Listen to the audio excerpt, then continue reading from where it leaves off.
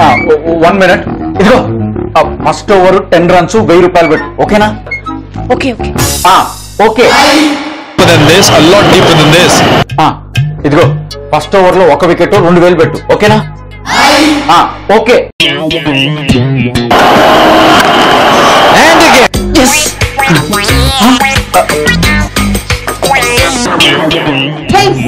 Betting ఎలా జరుగుతుంది?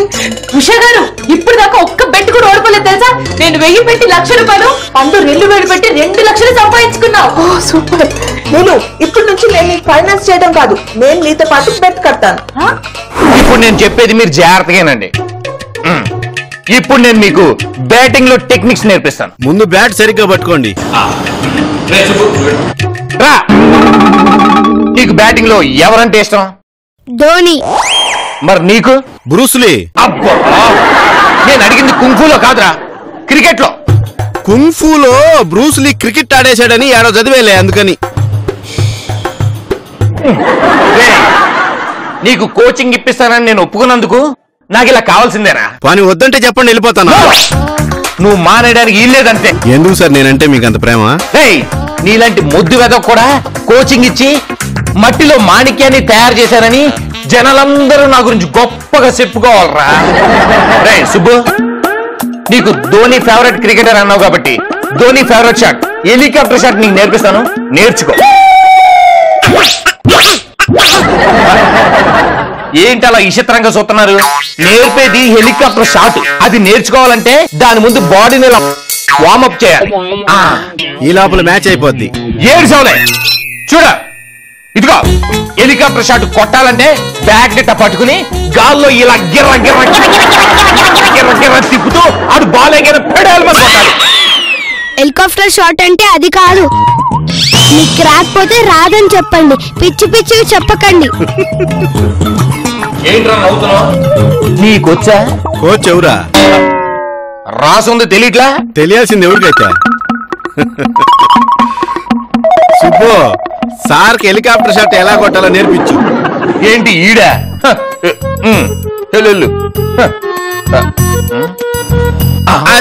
అది హెలికాప్టర్ షాట్ అంటే. బాబు, అలాగే tractor shot, road roller shot కూడా నేర్పించే సార్కి. నేర్చుకుంటాడులే. రే నువ్వు చాలా ఎక్కువ చేస్తున్నావు రే. నన్ను బదులు సుబ్బు కోచింగ్ ఇవ్వండి సార్, నేర్చుకుంటాడు. ఇప్పుడు నేను కొట్టిన షాట్ కూడా హెలికాప్టర్ షాటే. అది ధోని హెలికాప్టర్ షాట్ కాదు, నేను కనిపెట్టిన నా హెలికాప్టర్ షాట్. నేను మీ దగ్గర కోచింగ్ తీసుకోవాలంటే ముందు మీకు ఏమొచ్చో నాకు తెలియాలి. అబ్బా, సరైనోడు దొరికాడు మీకు. రేయ్ నీకేం కావాలో అడుగు చెప్తాను. వైడ్ అంటే? వైడ్ అంటే అది మరే వికెట్లకు దూరంగా బాల్ వెళ్ళిపోవడం. ఏంటి చూసావా ఎలాగ టబీమని ఆన్సర్ చెప్పిస్తాను. ఓకే. నో బాల్ అంటే? అది నో బాల్ అంటే మనం బాల్ ని బ్యాట్ తో కొట్టినప్పుడు అది డైరెక్ట్ గా స్టేడియం తో పడితే ఆ బాల్ కనిపిస్తుంది కదా, అప్పుడు నో బాల్. ఏరా షిట్. యార్కర్ అంటే? యార్కర్ అంటే అదే ఇన్ స్వింగ్. గూగ్లీ.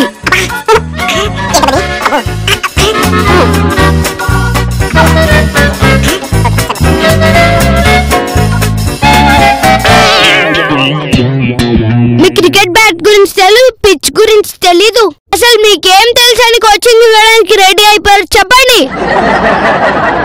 అడుగుతుంటే అలా కళ్ళప్పగించుకుని నిలబడతావేట్రా? సమాధానం చెప్పా. అడిగేది నిన్నే, నువ్వే చెప్పు. అంతే మరి. మేము ఆడినప్పుడు క్రికెట్ కి ఇప్పుడు క్రికెట్ కి చాలా తేడాలు వచ్చేసినట్టున్నాయి. కానీ మీరు ఆడినప్పుడు ఏం రూల్స్ ఉన్నాయో చెప్పండి. 1 స్టెప్ క్యాచ్ అవుట్, గోడకి డైరెక్ట్ గా బాల్ తగిలింది అనుకో 6, డైరెక్ట్ గా గోడతో పడతాయి అవుట్. లాస్ట్ బాల్ కి మాత్రం సింగిల్ దిగకూడదు, అలాగే లాస్ట్ బ్యాట్స్మెన్ కూడా మళ్ళీ బ్యాటింగ్ ఉంటుంది. రూల్స్ అయ్యా. గల్లీలో సిల్లీగా ఆడే వాళ్ళకి కూడా ఇంత దారుణం ఉండదు సార్. మీ దగ్గర కోచింగ్ తీసుకుంటే నాకు వచ్చిన గేమ్ కూడా పోయేటట్టుంది. సుబ్బు నేను వామనావతారం సినిమా చూసా. దాంట్లో బొట్టోడు కూడా ఇదిగో ఇంతే ఉంటాడు. 3 అడుగులు స్థలం అడిగి బలి చక్రవర్తిని తొక్కేస్తాడు. ఆ సినిమా చూసినప్పటి నుంచి నిన్ను సుబ్బుని చూస్తే అదే గుర్తుకొస్తుంది సార్. అంటే ఏంట్రా? ఇప్పుడు ఆ అరబొడ్డగాడు వామనుడు, నేను బాలా? నేను బాలురా, బాలు. కరెక్టే సార్. ఎందుకు పనికిరాని బాలు. నేను మిమ్మల్ని అల్లా, ఆ మూలబడి పెంచుడు బాలు దాన్ని అన్నా.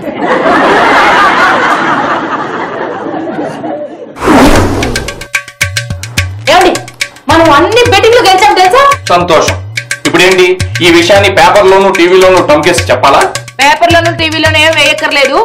ఇల్లు తనఖా పెట్టడానికి పేపర్ల మీద ఒక సంతకం పెట్టండి చాలు. దేనికి? దేనికేంటి? భారీ లెవెల్లో బెట్టింగ్ వేయడానికి. ఉన్న ఈ ఒక్కింటిని కూడా ఉన్నవేంటి? ఏంటయ్యా బాలు, ఆడవాళ్ళమై విష్ చేయడానికి మేమే రెడీగా ఉన్నాం. మగాడిపై బెట్టింగ్ చేయడానికి భయపడుతున్నావేంటి? మంట మీ దాకా వస్తే తెలుస్తుందండి. పెట్టేది మీ ఇల్లు కాదు కదా. హలో, నేను కూడా నా నగలన్నీ తాకట్టు పెట్టి మరీ బెట్టింగ్ లో పెడుతున్నాను. ఎవరన్నీ చెప్పి చచ్చినా నేను ఈ బెట్టింగ్ ఒప్పుకుని సావ. ఇదిగో, నువ్వు గనక ఒప్పుకోలేదనుకో నిన్ను చంపి నీ ఇన్సూరెన్స్ మీద వచ్చే డబ్బులతో బెట్టింగ్. నేను మర్యాదగా అంత దూరం తెచ్చుకోము. వ్యవహారం ఇక్కడతో కానీ. మీ మధ్యలో నన్ను లాక్కండి. సరే, ఆ పేపర్లో ఈ టీవు సంతకం ఎక్కడ పెట్టాలో చెప్పు, పెట్టి చేస్తాను. ఇదిగోండి. ఏంటిది? ఎవరెవరు ఎంతెంత బెట్టింగ్లు వేయాలి దానికి సంబంధించిన లిస్టు. ఇదిగో రిస్క్ ఏమో, ఒక్కసారి ఆలోచించండి. ఏం తరలేదు గోపాల్, ఈ ప్రొసీడ్. అలాగే.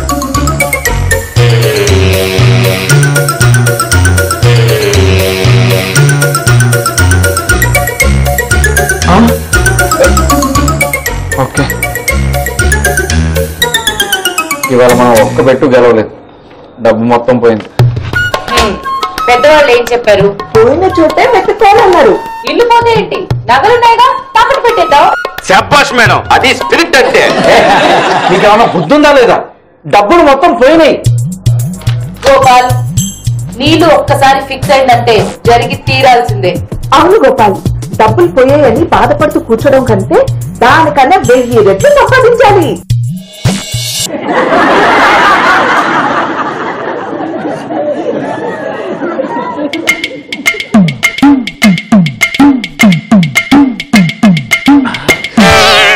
నీళ్ళు ఆల్రెడీ బెట్టింగ్ లో ఇంటిని దొబ్బెట్టు, ఎక్స్ట్రాగా నగలు పెట్టి బెట్టింగ్ కాస్తుంది కాకుండా నన్నెందుకే సంపుగడ్సలో నిలబెట్టావు? అబ్బా కదలకు, ఈ పొజిషన్ లో నుంచుంటేనే మన వాళ్ళు మనం అనుకున్నట్టు మ్యాచ్ కొట్టేది. అని నన్ను బెట్టింగ్ కూడా వాడేస్తావా? అబ్బా బాదు, అవతల గోపాల్ అక్కడ బెట్టింగ్ లో బిజీగా ఉంటే మధ్యలో ఎదురుగోలేంటి?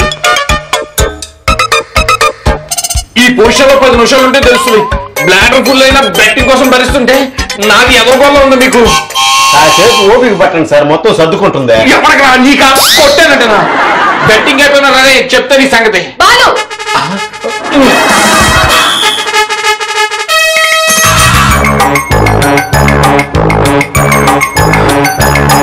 ఇదిగో మనం కట్టిన బెట్లన్నీ ఓడిపోయాం.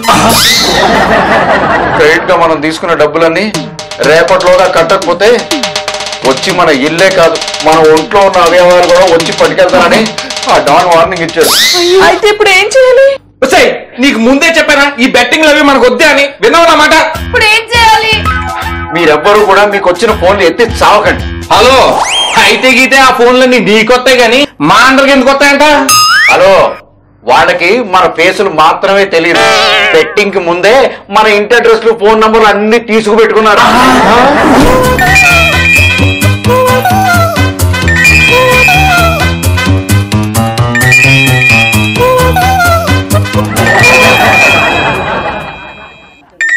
అదేంటే ఫోన్ రింగ్ అవుతుంటే లిఫ్ట్ చేయకుండా ఏదో దయ్యాన్ని చూసి బిగిసిపోయినట్టుగా అలా బిగిసిపోయావు?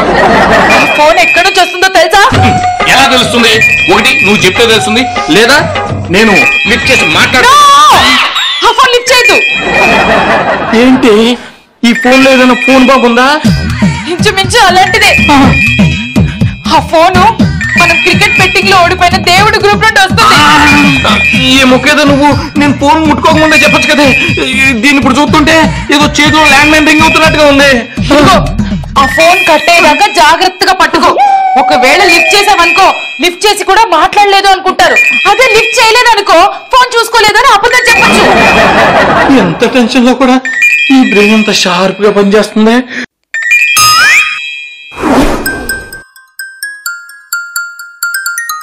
అమ్మా అమ్మా, ఏంట్రా? ఫోన్. ఏంటమ్మా ఫోన్ వస్తే లిఫ్ట్ చేయకుండా అలానే చూస్తున్నావు? నేను మాట్లాడినా?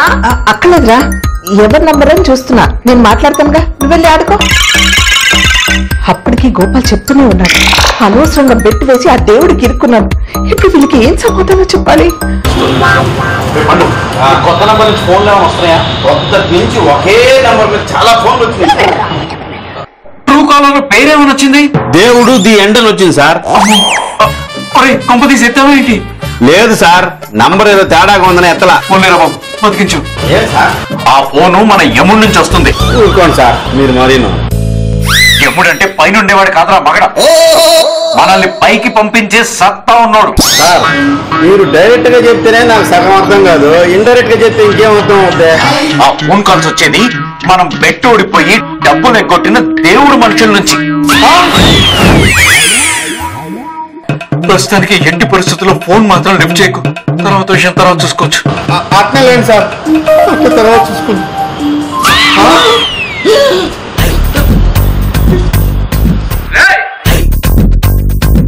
మాకు డబ్బులు ఎగ్గొట్టింది చాలక ఆ ఫోన్ కూడా లిఫ్ట్ చేయడం లేదురా. ఎవరిని వదలం, వస్తున్నాను. ఎక్కడికి వెళ్దాం? సింగపూర్ వెళ్దామా? సింగపూర్ ఆటో ఏమైనా బుక్ చేయమంటారండి? నీ బొంద, సింగపూర్ ఆటోలో ఎలా వెళ్తాం? ఎక్కడికి వెళ్తున్నారు? అది బిగ్ బజార్ కి షాపింగ్ వెళ్తున్నాం. ఆహా, షాపింగ్ కి లగేజ్ ఎట్టుకు రమ్మన్నారేటి?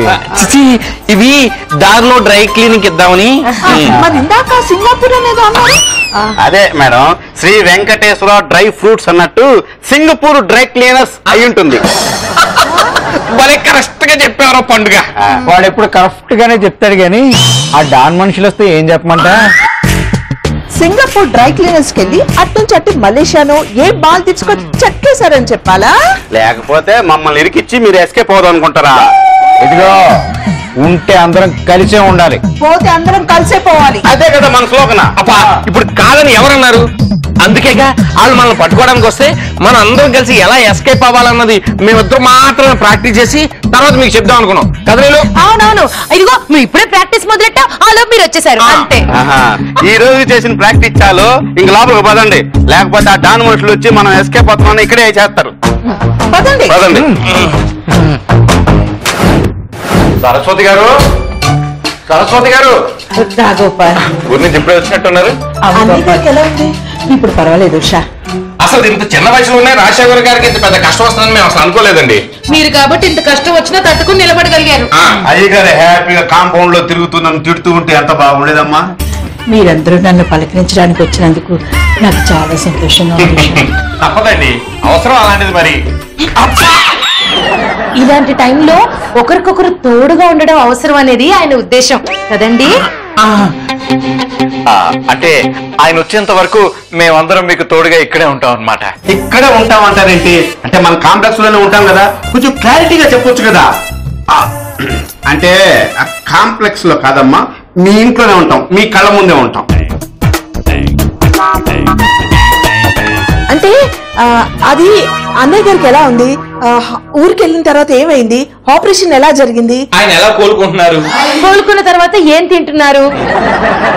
మా గురించి ఏమన్నారు? ఇలా మాట్లాడడానికి చాలా విషయాలు ఉన్నాయి కదా, ఇవన్నీ మాట్లాడాలంటే 1 గంట 2 గంటల్లో అయిపోవు కదా. ఎలాగో రాజశేఖర్ గారు 4 రోజుల్లో వచ్చేస్తారు కదా, అప్పటి వరకు మేమందరం మీకు ఇక్కడే తోడుగా ఉండాలని ఫిక్స్ అయ్యాం. మీరు హ్యాపీగా ఉండండి, ఎవరు కాదంటారు. మీరందరూ ఇంత ప్రేమ చూపించబట్టే ఆయన అంత తొందరగా కోలుకున్నారు. అదేంటి మమ్మీ, మనం ఇక్కడ దాక్కోడానికి వచ్చారని చెప్పాడు పండు.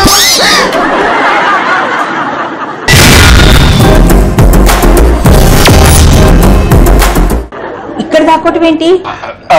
సరస్వతి గారు, మీరు దయచేసి డీటెయిల్స్ ఏమి అడగండి బాబు. ఇప్పుడు మేము ఉన్న పరిస్థితుల్లో మీకేం చెప్పలేము కూడా. ఎవరు మా గురించి జరిగినా మేము ఇక్కడ ఉన్నట్టు మాత్రం చెప్పకండి, మీ దండం పెడతాం. అవునా? అవును మేడం.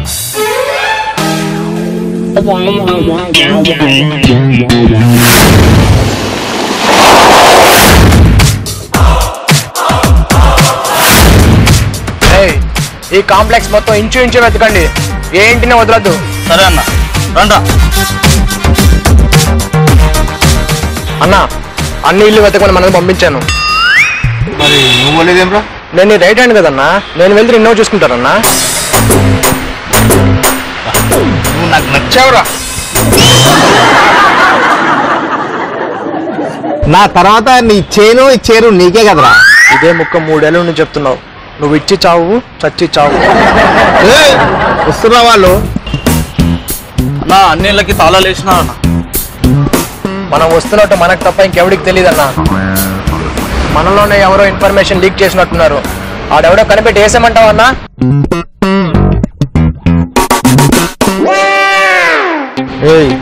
ఈ నా కొడుకులు సరిగా ఎత్తుకున్నట్టున్నారు. లోపల చికెన్ వాసన మటన్ వాసన బాగా వస్తున్నాయి. మన లోపల ఎత్తుకున్నారు. మేము తలుపు కొట్టకుండానే తలుపు ఎందుకు తీశారు? గుమ్మంలో ఏదో ఎరుపు చచ్చిన వాసన వస్తుంటేను తలుపు తీసా. ఆ వాసన మాది దానన్నది. ఆ ఎలక ఫ్లవర్స్ అంటే కొట్టుకోదు ఎన్నిసార్లు చెప్పానన్నా? ఎవరు మీరు? అన్న డాన్. వీడి నా రైట్ హ్యాండ్. ఇక్కడికి ఎందుకు వచ్చారు? గోపాల్, బాలు, పండు, నీలిమ, ఉష ఈ 5 కిలాడీల కోసం. మమ్మీ వాళ్ళు మన కోసమే వచ్చినట్టున్నారు. వాళ్ళు ఎప్పుడో ఊరొదిలి పారిపోయారే. అయినా వాళ్ళతో మీకేంటి పని? ఏంటి వాళ్ళు ఊరు వదిలి పారిపోయారా? పదన్నా వెళ్ళి వెతికి మరి వెరికేద్దాం. వాళ్ళు వెతుకులంటే వాళ్ళ ఫోటోలు కావాలరా. వెళ్ళి వాళ్ళ ఇంటి తల బలగొట్టి ఫోటోలు తీసుకురండి. విన్నారుగా అన్న చెప్పింది, వెళ్ళండి.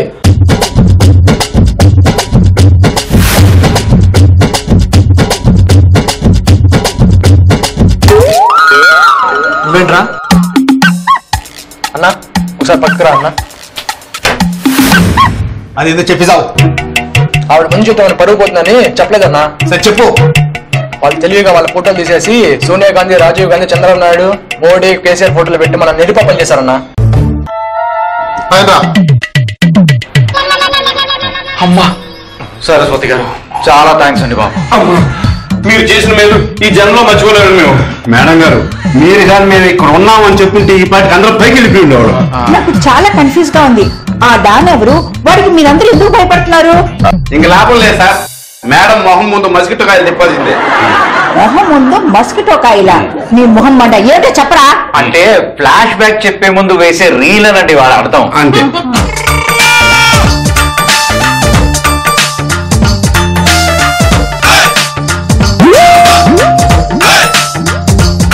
అదండి జరిగింది. అయ్యో ఎంత పనిచేశారు.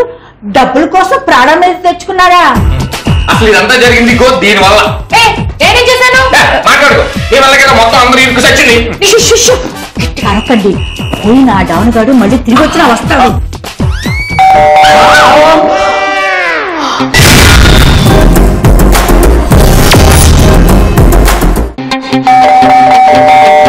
ఇంతకుముందు బిల్లు కట్టకుండా తలుపు తీశారు. ఇప్పుడు ఎన్నిసార్లు బిల్లు కట్టినా ఇంత లెక్క తలుపు తీశారేంటి?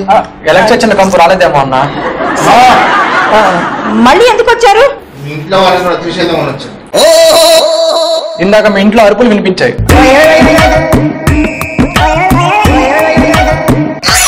మీరు వాళ్ళని పిలుస్తారా లేక నన్ను వెళ్ళి పరిచయం చేసుకోమంటారా? వాడు ఇక్కడికి వచ్చి దాక్కున్న మనల్ని చూస్తే వాడికి అనవసరంగా డౌట్ వస్తుంది. సో వాడి ఇక్కడికి వచ్చే ముందే మనమే వెళ్ళి వాడికి కనిపిద్దాం.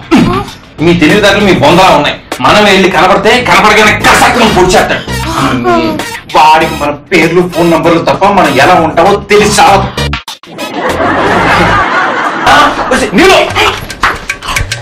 అది అత్తయ్య ఎవరు వీరు? డాన్ని ఈ కాంప్లెక్స్ నుండి పారిపోయిన కిలాడీలను పట్టుకోవడానికి వచ్చిన డాన్ని. ఇంతకు నువ్వెవరు? నేను ఆవిడికి అల్లుడిని, ఈవిడికి మొగుడిని. ఒరే గోపాల్ గా టైం చూసుకుని నా పెళ్ళాన్ని నీ పెళ్ళంగా కంప్లీట్ అవుతావా? మరి నేనేమవుతానరా? వస్త్రాన్ని అదే చెప్తా. మీ పేర్లేంది? నేను చెప్తానుగా. రాధా కృష్ణ. ఇంతకు నువ్వెవరు?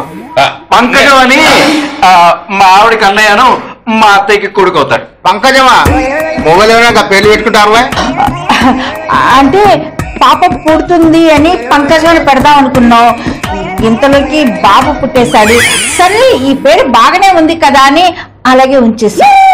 అప్పుడు పంకజం పెట్టాల్సింది కదా. అంటే వాళ్ళు అప్పటికంత అప్డేట్ అవ్వలేదు భయ్యా. వాళ్ళు ఇక్కడికి వచ్చిందా? వీడెవడు? బాబా నీ బాబా? మీ ఇద్దరికి సెట్ అయినట్లేదు. ఆవిడ చూస్తే పాష్ గా ఉంది, దీన్ని చూస్తే పనోళ్ళ ఉన్నాడు. వీడు పనుల్లో ఉండడం ఏంటి? పనులే.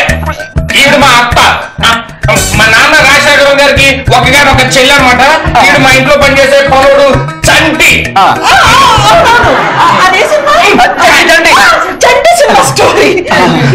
చట్టి సినిమాలో పాటలన్నీ పాడుతున్నసరికి మీనా నా మీద మనసు పడేసింది. ఇక ఈ నాలుగు లాంటి వీళ్ళందరూ రాజశేఖరం చూసేది ఏం లేక మా ఇద్దరికి పెళ్లి చేసేది. అమ్మా ఇంకాసేపు ఇక్కడే ఉంటే ప్రేమించే సినిమాలో భరత్లో అయిపోయింది మన పరిస్థితి. అలా ఎక్కడి నుంచి చెక్కేద్దాం.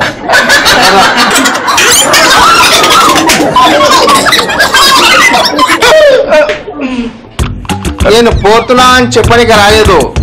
నేను పారిపోయిన కిరాణీలు దొరికే వరకు నేను గణపతి కంపెనీస్ వాళ్ళ ఇంట్లోనే ఉంటాను చెప్పనీకి వచ్చిన.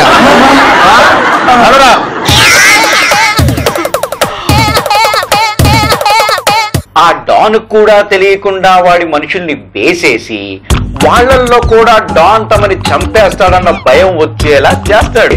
ఈ సినిమా నేను చూసాను. నా వాళ్ళ మీద నాకే డౌట్ తెప్పించి నా వాళ్ళని నా చేత వేయించేసి తర్వాత మీరు నన్ను వేసేద్దాం అనుకున్నారా?